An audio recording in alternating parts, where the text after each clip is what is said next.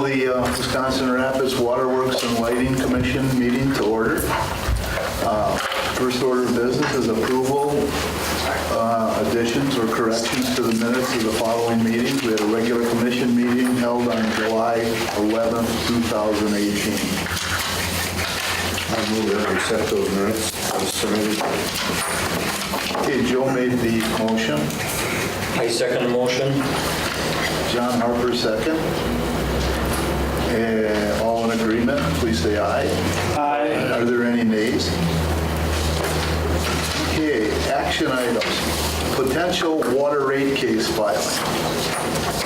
So what we're asking for this afternoon is approval from the commission to file a conventional water rate case with the Public Service Commission. The last time we've done a conventional rate case was in September of 2010. We've done two simplified rate cases since that, once in 2015, once in 2017. The conventional rate case would take a look at what our rate of return should be. It should be right around 5.1%. Last year we earned 2.1%. This year we're budgeted about 2.5%, and we're on track to about that 2.5%. So we're quite a bit lower than where we could be. If we do the rate case, looking at a 2019 test year, we're looking at just under a 14% increase in total of water rates to our customers. How that would break out would be unknown, but we definitely work with the Public Service Commission to make sure those costs are distributed fairly to the customers that cause the cost.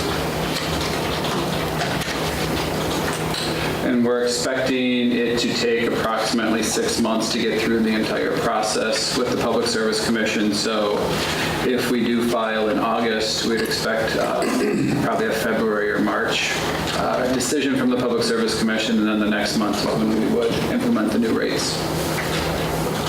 Jeff, would you care to discuss a little bit about some of the justification areas for that rate increase? Sure. Since 2011, if you take a look at our water usage in 2011 to 2017, our water usage is down about 4.5% across the board. During that time, expenditures have also increased about $700,000 when you take a look at our operations maintenance expense, depreciation, and taxes. We are looking at replacing our raw water main in the upcoming years, which is the water that comes from the wells to the plant. Those are original 1940s, 1950s vintage. Haven't had any issues with them, but they're a critical part of the infrastructure, so we need to make sure that those don't have any issues. We've got a placeholder right now of just under $1.7 million to complete that project over a several-year phase.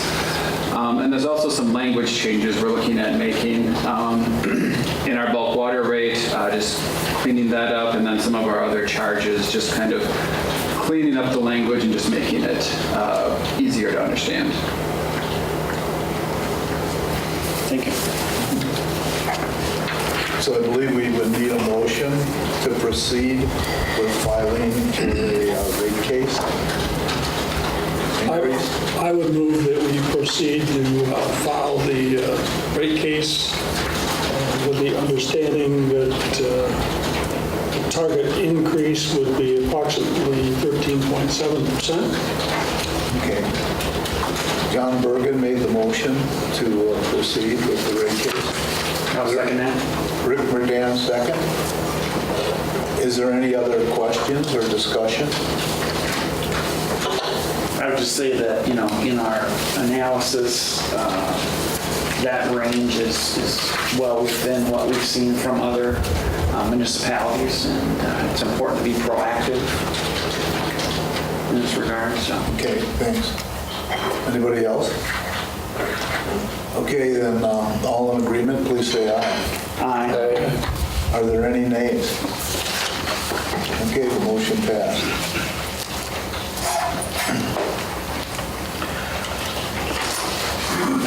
Okay, department update, safety committee.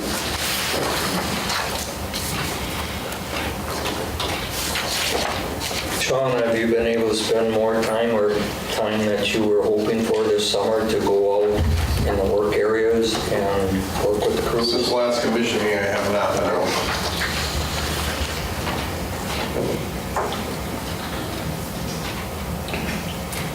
Can you talk about this emergency action plan and the proactive approach? What we're doing now in the safety committee, previously we would sit down, discuss different safety issues or ideas that people had. Moving forward, we've kind of evolved the agenda a little bit, so we're still talking about that, but we're also reviewing our safety programs, which are required to be reviewed annually. Reviewing them more as a group and getting the safety committee a little bit more involved. And this last month, we talked about the emergency action plan. That plan involves tornado shelter, taking shelter events, evacuation events, where we would have to evacuate the facility.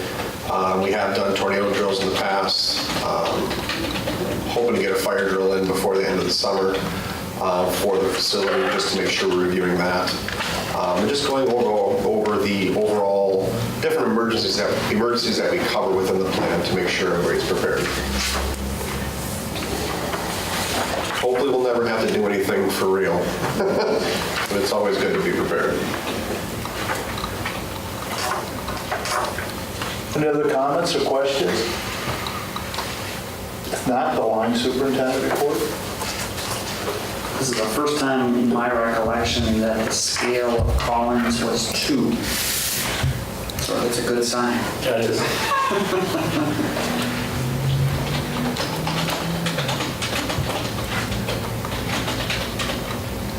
The animal related.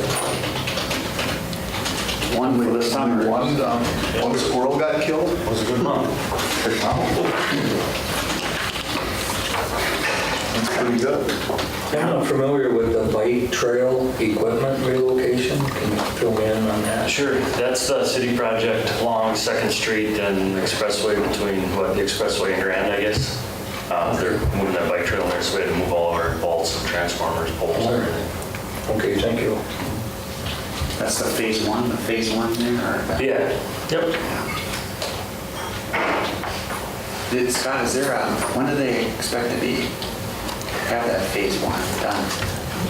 I'm not sure, I can't. I know they're pouring concrete and everything. Yeah, they're pouring concrete.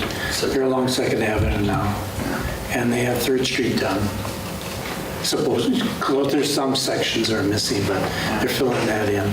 So it's progressing quite well. So, They expect a grand The official line is October. already. It's all to be complete. depends on weather, et cetera. Yeah. Looks like it's going to be really nice.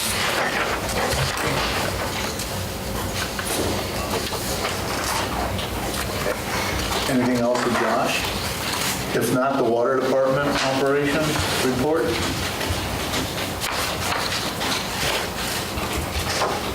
Dale, what kind of work does the crew need to do before the painters at the water towers? We don't have to do a whole lot, basically just give them access to it, make sure they have access daily and so forth. And anything else they need, obviously to wash it down and such. The east tower right now is at the point I can put most of the decal or the painting of the logo was almost done yesterday, so I anticipate hopefully by the end of the week the east tower done and then move to the west one. Okay, thank you. What kind of a sequence is that on for painting those towers? How often? It's been 2007 was the last time they were painted, so. And what they use on this here tower is a paint that doesn't give any overspray, whatever overspray there is, it can just be washed off. So any houses or vehicles or whatever, it's just a simple wash it off, but they haven't had any issues so far.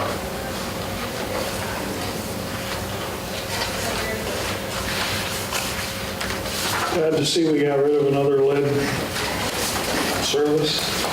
Yeah, I got rid of one more, and I think we have a couple more coming up on the agenda, so.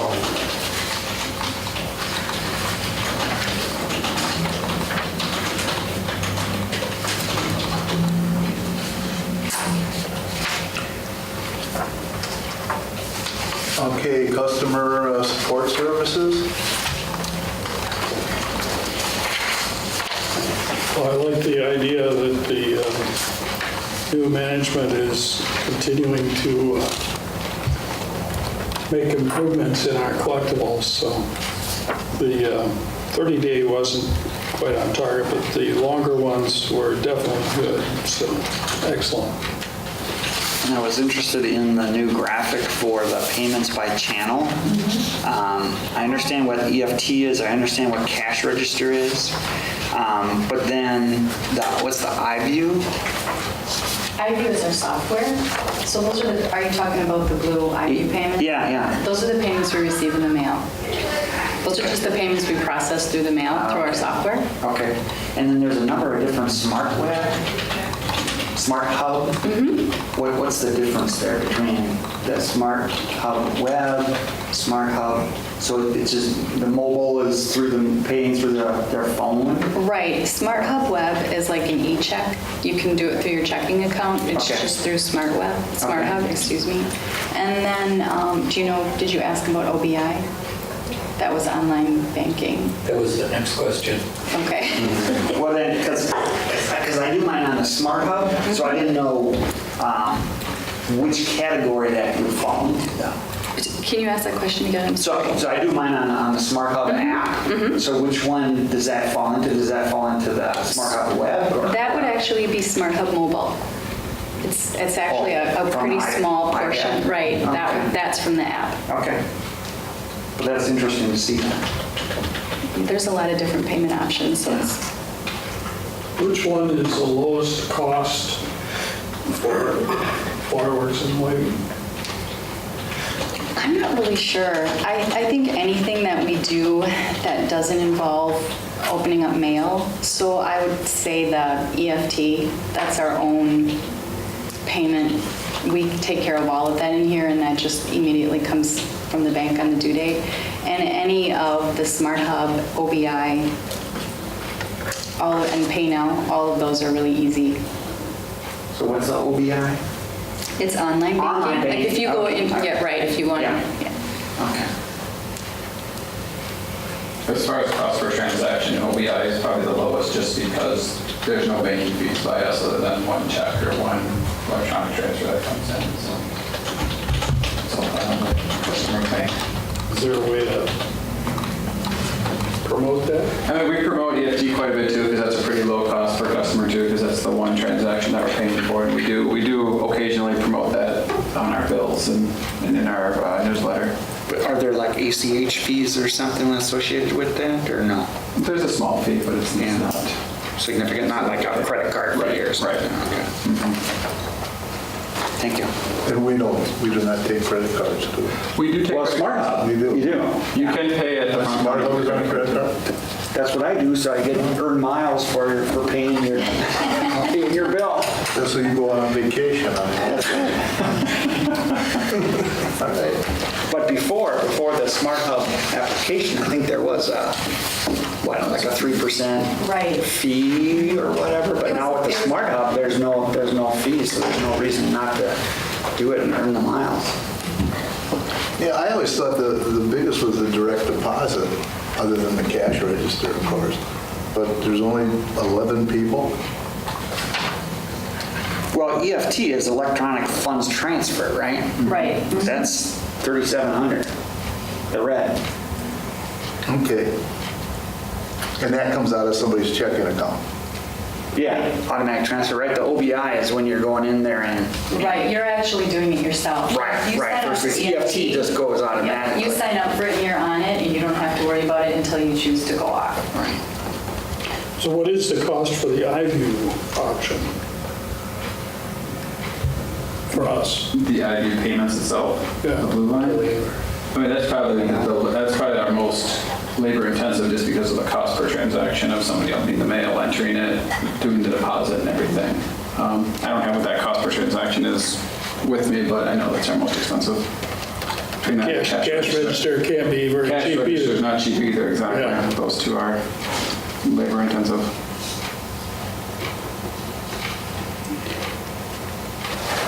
I think that's a great graphic, and it certainly planted in my mind, how do we move to the least expensive.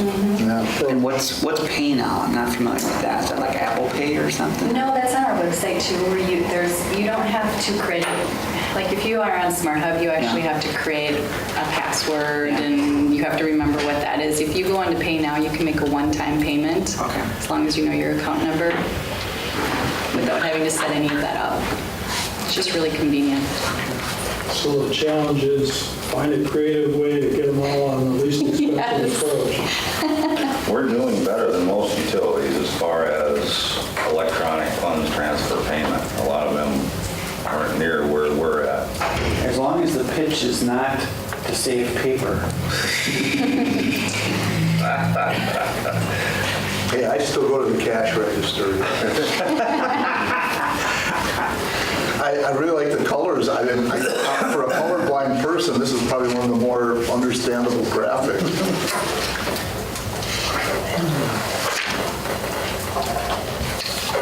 Any other questions, comments? Who'd think that circle would get that much comment, hey? That's pretty good. Well, it's a new one, so.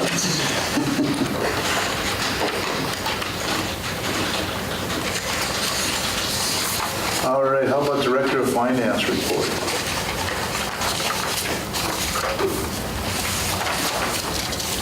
That's wild, right? What's the, on the cash flow, what's the main driver for the negative net? Most of the months we've been negative just because of the outflow. I mean, we're still putting into our investments and those kind of things, even though our capital-wise, we're probably spending most of our cash flow coming in. But this is typical for the year. Usually we have about 3 or 4 months that are positive cash flow, just like July was, and the rest of them are usually negative. So I am assuming once we get done with August here, we'll be positive for the year. It's usually a flow. Seasonal. I would imagine the balloon payment from month to month, depending on That can definitely money coming in compared to what you just paid. Right, yeah, that makes a difference. And then on the non-operating expense, the credit for water this month, or year to date, what's that all about? The way we've got these set up, under other income deductions or other non-operating expenditures, that also has the non-operating revenue in them, so that's the sale of the land is included with those. So that's why that's negative this year. Okay.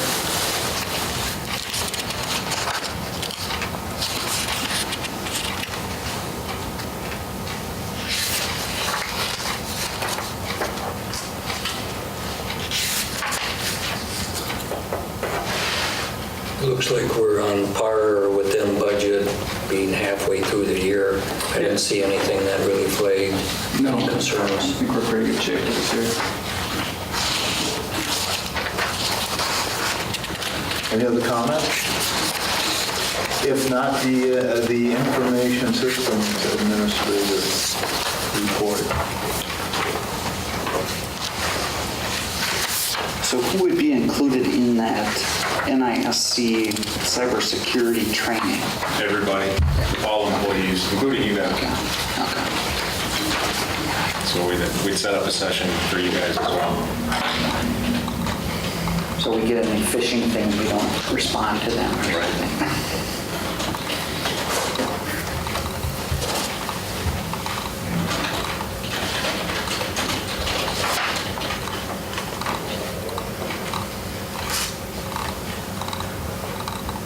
Have you and US Cellular gotten together yet on the... We got the device working, but trying to get US Cellular to do what I want them to do is becoming a problem. So last week, they came on site, we got the device working, but it's unsecured. We would have to secure it ourselves, and that's not what we discussed when I was in discussions with US Cellular. They said they would have a way to set up secure communication on their end. but it turns out that they're not offering it right now. So I'm gonna go, I went back after them earlier this week, and they said they're gonna work on some things and they'll get back to me next week. So.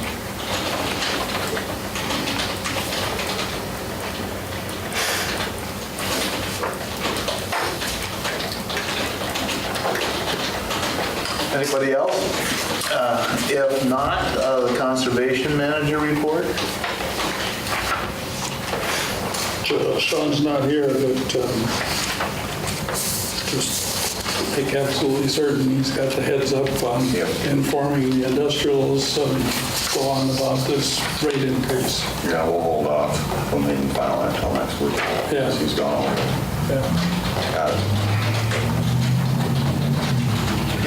Yeah, the one I noticed, the Waterford, what is that? Didn't you know that? And I know he just went ahead and put them in the appropriate rate selection. Is that like an assisted living I think facility it or is. something like that? Yeah, it is. That's what? One assisted living place. Oh, okay. Nice catch on the aqua skiers light issue.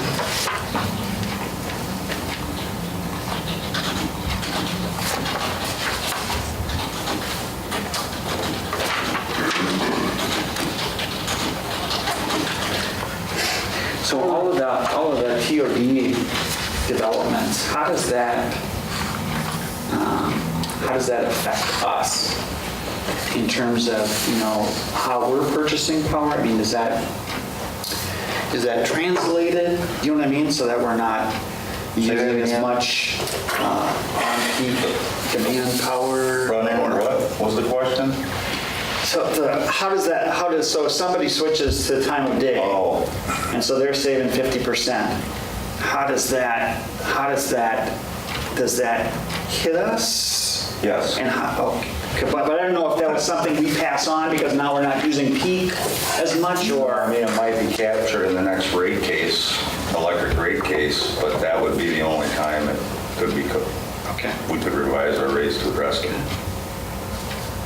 When we did this last electric rate case, we had some of the MDM metering information because we had the advanced metering at the time. Yeah. But the PSC didn't want to have the time to sift through it and look what the actual off-peak and on-peak consumption was for the customers, so they just went with the canned time of use rates they do for everybody. Okay. Which kind of disappointed us. But. Thank you.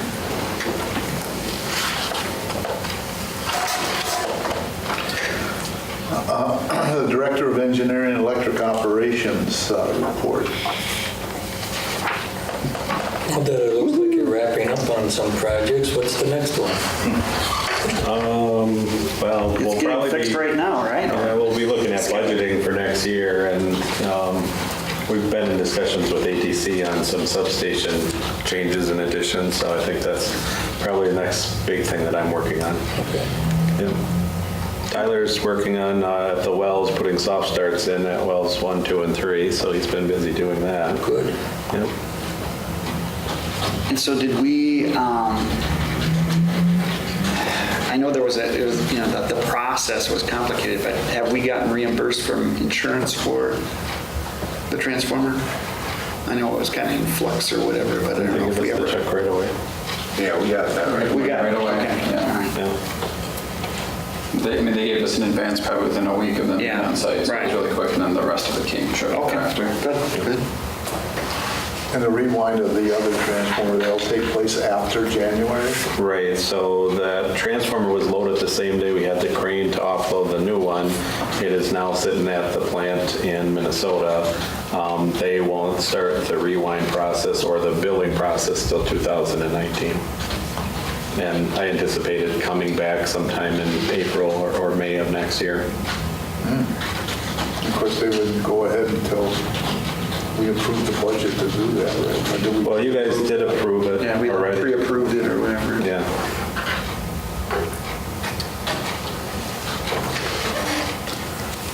Anything else? If not, the general manager's report?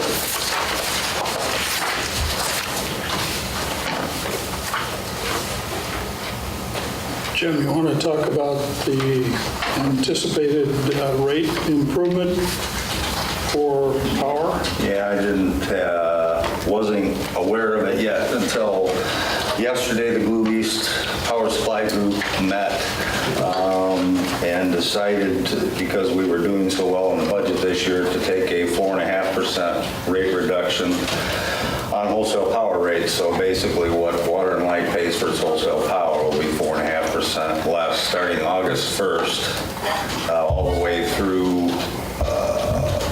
the end of next year, so the end of 2019. It'll plan to keep it at this rate, and by the way our contracts line up and everything, it should be really easy to do. So that directly flows to all our customers through the power cost adjustment.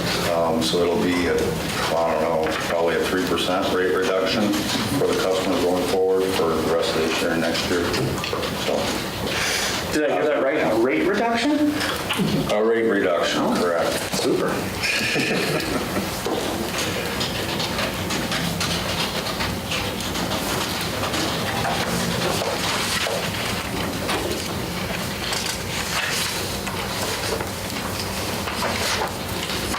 Anything else of Jim? If not, review accounts payable.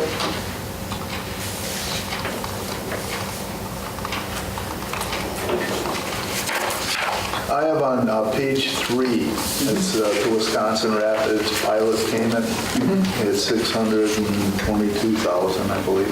Is that 3 times a year, 4 times? Right, that's January, April, and July. January, April, and July. Okay. And that's both water and electric portion.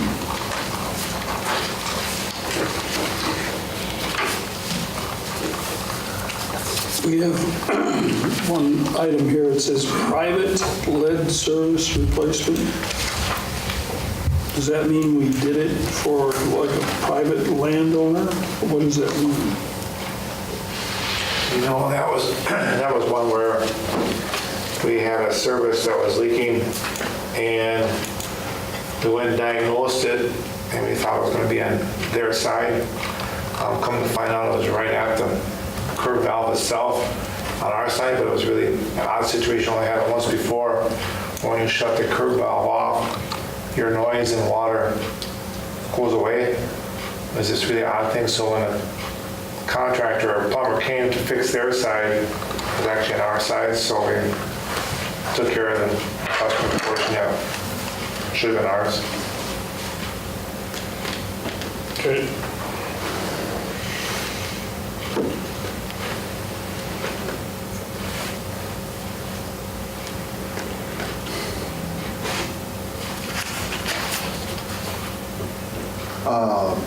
Page 4 of 6, the very last one. JNR Underground, boarding to Dunkin' Donuts. Is that, are we reimbursed for that, or is that? We are, yes. Don't want the price of your donuts going up. Well, that's this way they would.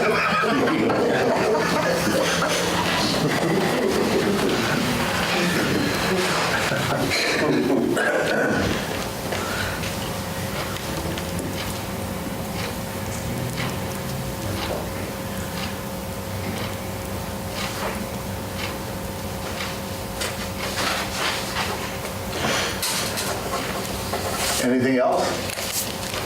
If not, would somebody like to make a motion to adjourn? So moved. Second. Okay, John made the motion, Rick second. All in agreement? Aye. Okay, thank you.